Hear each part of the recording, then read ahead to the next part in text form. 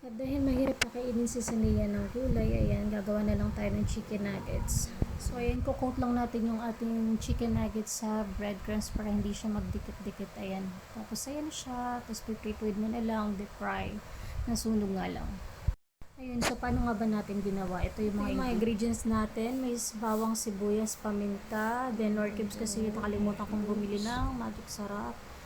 Then, pepper. Ayan. So, konti lang nilagay ko.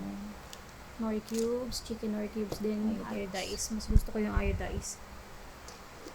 Bawang, sibuyas. Gawa na lang tayo ng breadcrumbs kasi wala akong mabili. Ayan. Kiniling ko siya sa aking Homemade breadcrumbs. food processor. So, ang ating chicken. Then, gulay kasi hindi nakain si Sanay ng gulay. So, ayan, minix natin. May carrots, may cabbage. Ayan. Gamitin na lang natin ng food processor para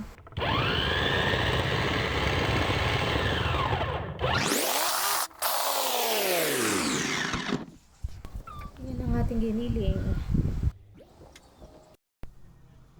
Add natin yung egg. Tapos yan na yung ating giniling. Ayan.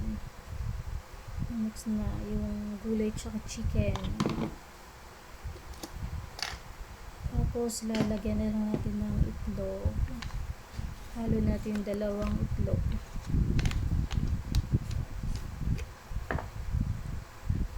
Sumatin natin. Then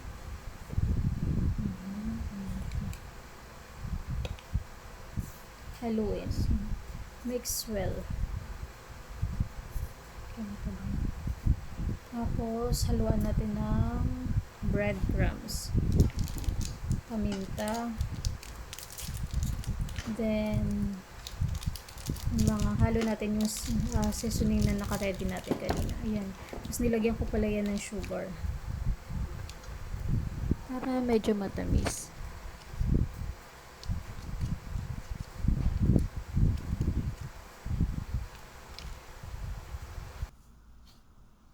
And sugar.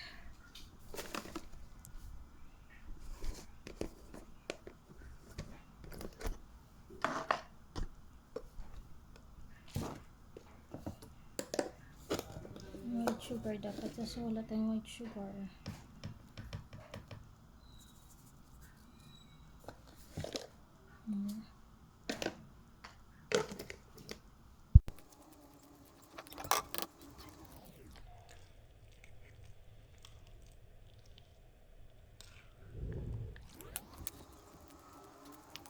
Pag nahalo na natin na maigi, ayan, pwede na natin siyang prituhin. Hulmain na sa